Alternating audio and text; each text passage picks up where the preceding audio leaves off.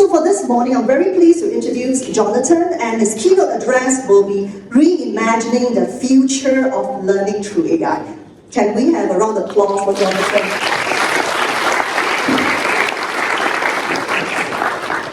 Hi everyone, my name is Jonathan. As Kim said, I teach the philosophy of computing and then data analysis and also Chinese philosophy. Now, I like to say I have a hobby, a habit of making my life difficult because actually I feel Chinese, but that hasn't stopped me from pursuing Chinese philosophy. So one of my passion projects now is how do we bring the study of Chinese philosophy, it's about humans and relationships, together with the study of computing, ethics and all that, right? So I'm here very happy to share with you how we can reimagine the future of learning through AI. Now, let me begin with a story, okay? And this happened just a few weeks ago. So what happened was this, I have a student that I've known for more than a year, right? She came up to me very passionate and she says, Jonathan, I would like to write an article about this issue. And I said, sure, go ahead. But then what happened was, when she gave me the first draft, her writing style was so different from all her other writing assignments from the past 1 year. And she was using words that people in Singapore don't normally use. In fact, if you look at ChatGPT, she's using some of the words that came up in ChatGPT. So I asked her this question. I said, hey, you know I'm one of the faculty that promotes the use of AI, right? So I don't mean it in any bad way. I just want to know, did you use ChatGPT to write this? And interestingly, just by asking that one question, she felt so demoralized. And that actually soured our working relationship. She was like, I don't want to write this anymore. Isn't that interesting? Yeah? Now, when it comes to AI, and especially generative AI, people like to say, this is going to disrupt the landscape of education. But I think it's going to disrupt something even more. Just as I shared with this story, it's going to disrupt, and it is already disrupting, trust. Yeah? And let's just take a step back. Remember, ChatGPT came out on 30th November 2022, right? As educators, do you all remember what happened in the months that followed? We all were like, our students are going to cheat. How do we stop them from cheating, right? And let's just pause and ask, how did we lose so much trust in our students? If we're very honest with ourselves, all the tools of cheating that can be as easy as ChatGPT and free as ChatGPT have always been there, right? So how is it that when this new piece of technology came out, we are suddenly so terrified? Nothing really has changed, right? All students can cheat. So why are we panicking so much more than before? And then one of the things that I thought was interesting was that many students came up to me, right? And they said, Jonathan, we're very, very worried because now it feels like with all these AI detectors, it's very arbitrary. I tried it myself. One of my articles I wrote, it said 100% written by AI, even though I wrote it myself. Yeah? And the students themselves know this. Sometimes they use one detector, it says written by human. They use another, it says written by AI. So to them, and this was written by one of my students, they said, it's very worrisome because every assignment feels like we're walking on eggshells. We do not know when the AI detector is going to say that we wrote that it's written by AI. And if that's the case, how do I prove my innocence? And I can really empathize with that because how do you prove that you wrote it yourself?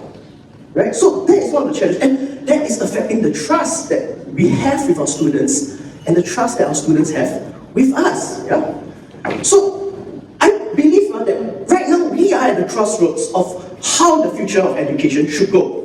And whether it goes for better or for worse, it really hinges on this one issue, trust. How can we recover the trust between students and teachers, especially in this age of AI?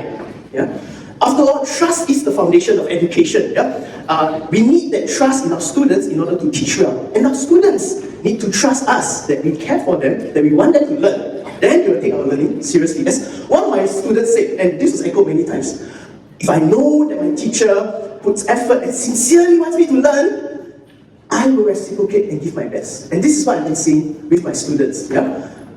In fact, in my 7-8 years of teaching, I've been confronted with this question, like, how do we stop students from taking shortcuts? And when I talk to my students, right, a lot of them actually say, highlighted these 3 reasons. Yeah? One of it is the lack of perceived value. Now, you know what's interesting? Even people who drop out of school are capable of learning. Why? When they see value, they are willing to put in the effort to read, to learn, to memorize whatever they want to learn, because they see value. And that impacted me. It made me realize sometimes we just give up assignments without really explaining the rationale. Sometimes we teach things without explaining the rationale. So when the students don't understand the perceived value, they say, I don't see the point in doing this. So sometimes they take shortcuts for that reason. Other is because of lack of time. And I found if I give them maybe 1 week extra, then they're willing to do it themselves.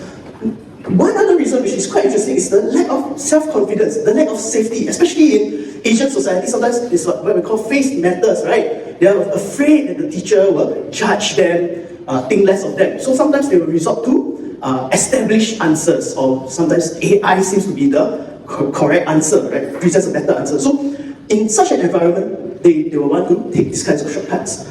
Now, as I reflected on these issues, I realized, hey, you know what? As an educator, we can actually address these factors to minimize it. And over the years, I've been experimenting with it, and I found, actually, it does work, yeah? So, then the question is this: for us to reimagine the future of education, how can we rebuild trust and meaningfully engage our students with generative AI? Now, let's just review the history of technology. You know, because I'm a philosopher, I like to look at all history as well. You notice when ChatGPT came out, people say, students are going to take shortcuts. There's this one guy, he went on the news, he's a teacher, he said, using ChatGPT is like taking a bus halfway while you're running a marathon. And then if we go back a bit in time, with Wikipedia, teachers said, don't use Wikipedia, it'll make you lazy, right? When Google came out, some teachers said, it's going to make you bad at your research skills, right? Now, if we trace back the history of people complaining about technology, do you know who's the first person to complain about technology? So, sorry? Who? Teachers? Socrates, that's right. Socrates was the first person to complain about technology. Yeah? Writing then was still one of the big inventions of the time, right? He said, writing will implant forgetfulness in their souls. They will cease to exercise memory. And you look at the last part. Nobody's going to exercise their memory unless you motivate them with external marks. Isn't that interesting? Yeah? So, but now, 2,500 years later, we are saying, hey, Socrates, what on earth are you talking about? Writing? We still exercise our memory. In fact, writing is great. Yeah? In fact, writing has helped us to record more information, transmit more information, process more information, right? So what is going on? So in the philosophy of technology, actually, there are 2 ways to think about technological tools. One is substitution. And this is the one that we as educators, we're very worried about. Yeah? Because if students keep substituting by other technological means, then they will lose that ability, right? But we all celebrate writing. Why? Because we realize writing is a kind of augmentative technology. It helps us to enhance our abilities. So maybe if AI doesn't have to be substitutive, maybe we can turn AI into an augmentative way of use to enhance how we think, enhance how we work. So I asked my students, right, and it turns out that many of them have spontaneously, on their own, found augmentative uses. As a learning aid, as a brainstorming aid. Have you been in situations where you open Microsoft Word, you stare at the blank document stares at you? Right? So how do I get started? It's a wonderful tool to help us get started in situations like that. Students also use it as a writing aid because sometimes they think that grammar is not good, the expression is not good, so it helps them build their confidence as well as a self-improvement aid, yeah, as they get feedback from the AI. Right? Now, one of the things I found is that because of there's an overall climate of fear among the students, right? They think that teachers think of the AI as a taboo subject, it's a cheating tool, right? So what I found was that many of my students, they were using it, but they weren't willing to talk about it. And as an educator, I thought, that's not good, because if they're not talking to me about how they're used, I wouldn't know what kind of bad habits they're developing, or what kind of good practices and habits they're forming as well. So I decided, let's create a conducive environment. I tell my students, use it the way you would use Wikipedia, but cite it so that I can see how much work, the effort came from you as compared to the AI. So actually, you can put it as an appendix, on the left side of ChatGPT, there's the three dots, right? There's a share button, so they can share the conversation. So we can read, and we can learn what are the bad habits, what are the good habits, and especially, don't you want to learn from the savvy students how they're using it well? Yeah, then you read the conversation, you can learn from them too, yeah? So I did this, and you know what I found from all this exercise and from talking to students? Right? I found that it turns out that a very small proportion of students are what I call savvy users, or you can think of them as black belt users, right? Surprisingly, our strong students and weak students fall under the non-savvy. Why? The weak students love it because, like for example, I told you I failed Chinese, right? So if I have to write a message in Chinese, I will get ChatGPT to translate, and because I don't know any better, I can't critique it, so I have to rely on it, right? As an example. Now, why do the strong students hate it? Because they look at the output and they say, this is rubbish, I can do better. My grades are at stake, I'm not going to rely on it. But then we are left with a problem because this, you see, the interface of ChatGPT is just this one text box, right?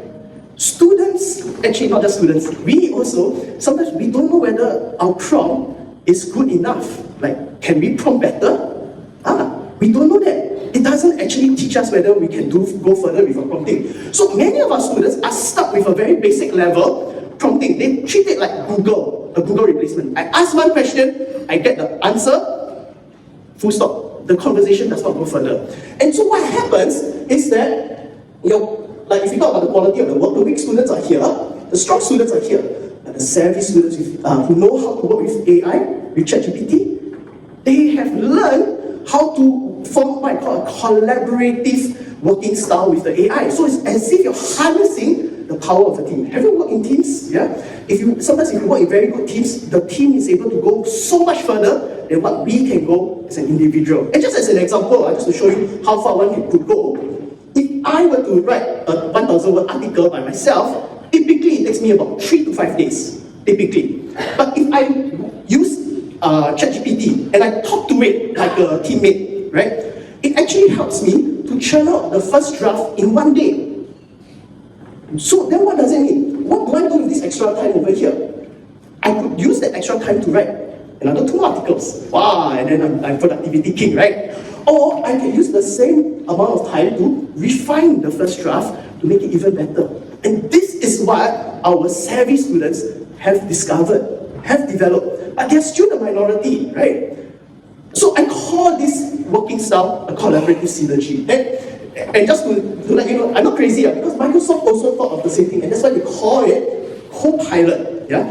I've met some business people, they call it a companion, a learning companion or work companion. Some people call it a consultative tool. Yeah? So this way of working with the AI is not intuitive. Most of our students don't know that.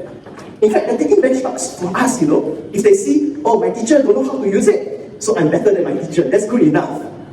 So it doesn't occur to them that they could go further. So basically, what I've learned is that our students will only be prepared for a future with AI if we ourselves can show them the way, to show them that there is this masterful usage of collaborative synergy. Then they will say, oh, wow, my teacher can use it better than me. I need to catch up, yeah? So then the question is this, how do we empower our students to augment their learning? Let me start with this, what I call AI-enhanced learning. And this is what I think, reimagining how the near future of learning could look like. And it's already being done now. Yeah, I've been doing this for the past 1 year. Yeah? The first thing we need to do is to cultivate this collaborative disposition. Now, how do we do that? Yeah? First and foremost, like I said, students are stuck with the idea that it is a Google substitute. I'm just there to ask a question and get an answer. So it doesn't occur to them that they can use it for anything more. So we can do simple activities where we tell them, start first with your own human input, come up with your own criteria, and then ask the AI to suggest 3 more suggestions. Already like that, the student feedback was, I did not know ChatGPT can do so much. Wow, it already breaks the mindset of it being an answer generator. They start to see it more and more as an idea generator, as a consultative tool. Yeah? Now, second learning objective is that we can teach them to master the art of reflective prompting. Yeah? because many of them don't realize that there are problems with their prompts. So now, before I became a strong proponent of ChatGPT, I used to think it was very gimmicky. I tested it out. I said, oh, okay, the essays are pretty bad. Then one day, my students told me, hey, Chen, you're using it wrongly. And I said, huh? Really? I can use it wrongly? Yeah. Then they taught me this. The quality of the output is dependent on the quality of the instructions. Let me give you an example, right? Describe the treatment of periodontitis. It's some medical term, right? Don't worry if you don't know, right? Why is this ambiguous? Why might we say, I don't like the output that ChatGPT gave me? Because who is the writer? Who is the audience? What is the context, right? It's a medical term, right? So it could be a case where a dentist communicates with the patient, a dentist communicates with the nurse, dentist communicates with the student, or maybe student communicates with student, right? So many different commutations. What is the context? Is it for the purposes of teaching or for the purposes of clarifying what the patient has? Yeah? All this will change our expectations. But if we are ambiguous about it, what will ChatGPT do? It's going to find all the possible answers, the various permutations, and roll dice on one. So if we're not happy with the answer, it's actually our responsibility. We're not clear about it. So if we can answer these questions, we will get something closer to expectation. So here's an example of what good prompting can look like. Imagine that you provide a role, you provide a setting, you provide the context, and then you say, you will need to, and then you list all the requirements, and then you can add other instructions. And if you want, you can even include a writing sample. So sometimes what I do nowadays, testimonial letters, right?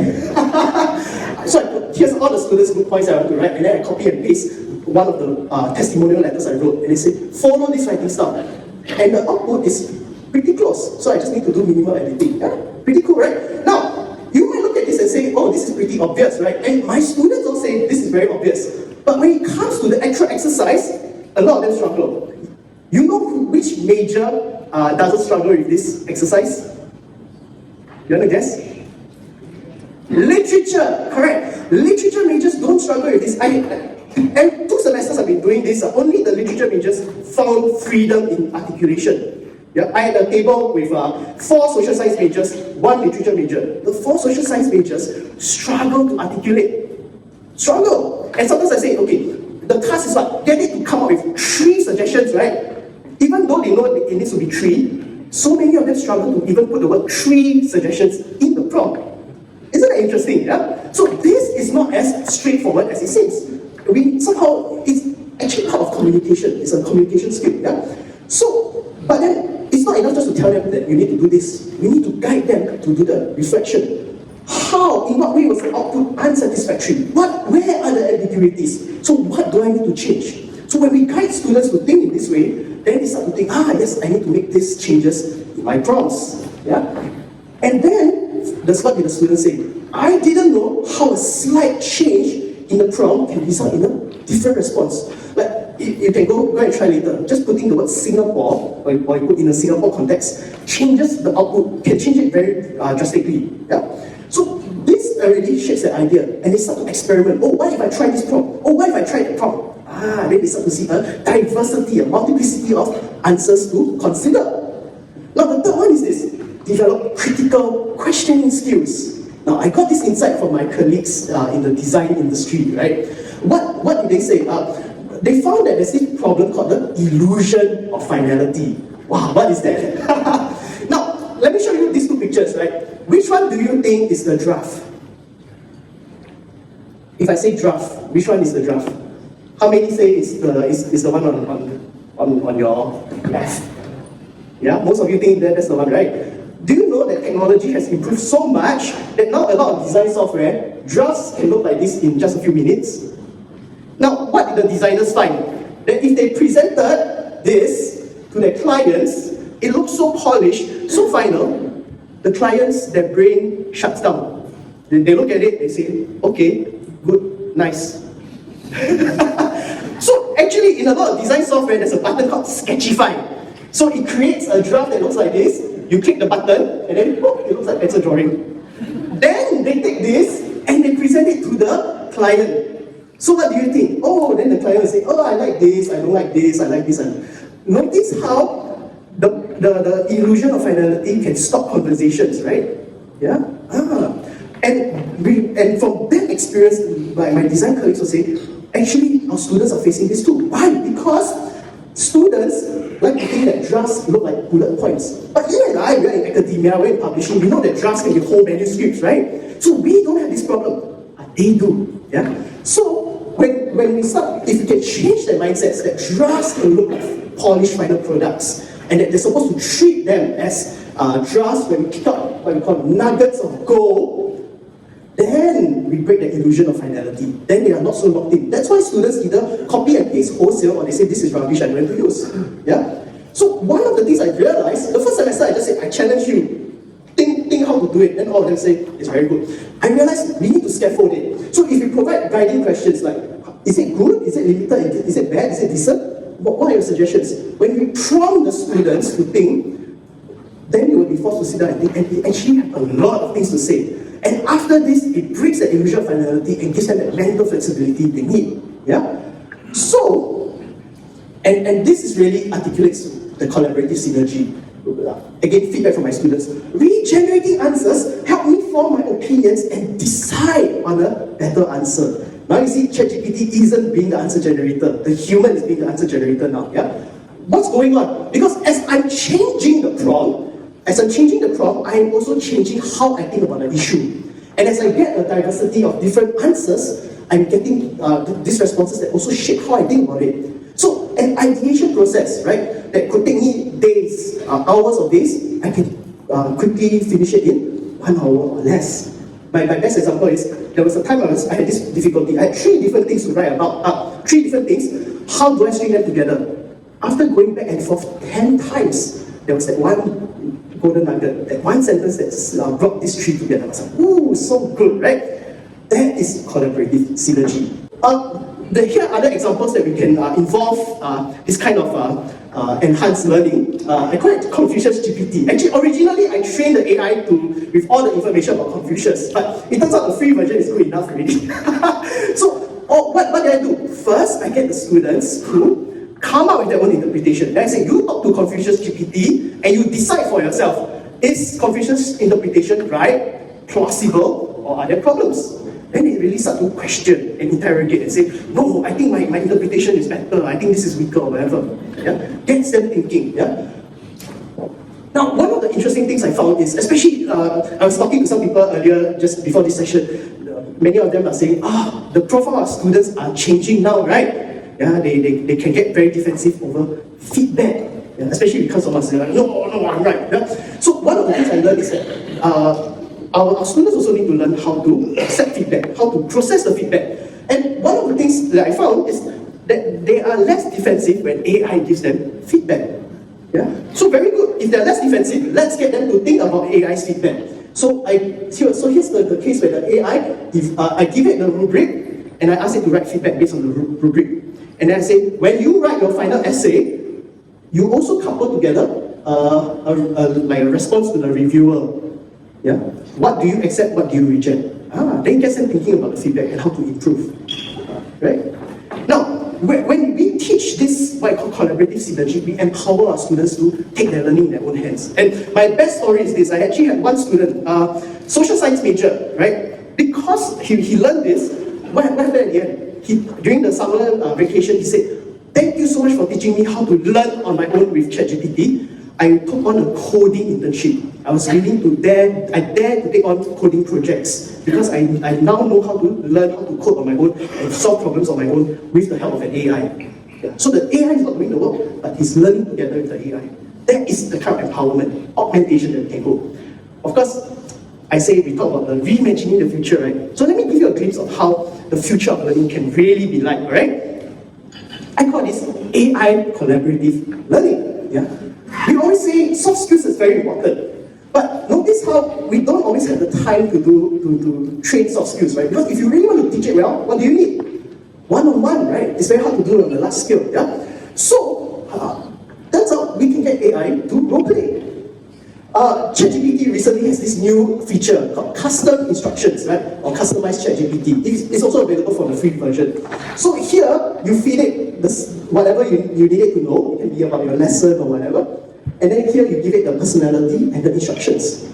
So I work together with my colleagues at the Center of English Language Communications. How do we train them for authentic role play for work? So in this scenario, the student is supposed to be the subordinate and an internship, and the boss is one of those intimidating man of few words. How would the student approach such a boss on a difficult subject? So then they can practice. Yeah? And 2 weeks ago, I actually trained my TAs with a scenario like this. In this scenario, it's one part in the tutorial activity where a lot of students keep tripping over. They like to overthink. So how can the TAs facilitate and guide the students to stop overthinking, right? So then we get them to practice. Now, this is better than a lot of case studies. Why? Because many times when I talk to colleagues, right, they say, case studies, when students go out for internship, what happens? Their brain hang. Why? Because the people they meet do not match the case studies, right? Here there is flexibility. Why? Because they can try different approaches. Like they can try answering in this way, or if they're not happy with it, they want to experiment a different way, they can edit the prompt and see how the AI responds to it. Yeah. So it's a great way for them to build confidence. And I know you and I will say, but this isn't real life. My students also say that. They recognize this isn't 100% realistic, but it allows them to have a sensing of what could work and what may not work. Yeah. Now, one of the wonderful things that came out of this is that I asked them this question, identify 3 things that you learn. And it turns out that students actually, my TAs actually started to review the whole conversation, and they started to learn insights, reflect on it. You could never have this in a face-to-face setting, right? The students too busy panicking, thinking about what to say to us. At the end of the conversation, they kind of forgot everything they said, right? Here there is a written transcript, and they can see, okay, here are the things, and then like, you see here, open-ended questions are more challenging. The student realized, oh, maybe I should reduce the number of open-ended questions that I ask. Yeah, and that can encourage more discussion. Well, that is all that I have to say. Thank you so much.